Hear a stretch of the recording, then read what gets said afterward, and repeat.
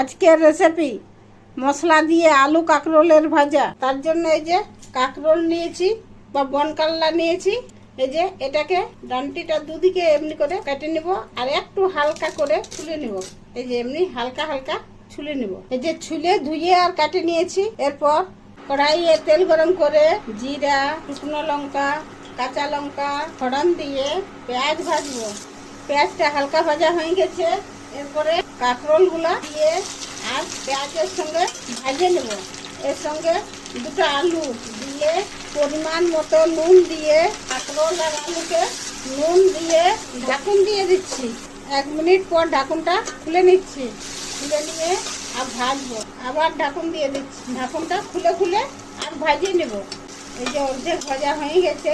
এরপরে আদা রসুন বাটা, কাঁচা লঙ্কা বাটা আর জিরা গোলকি বাটা দিয়ে কাঁকরোলের সঙ্গে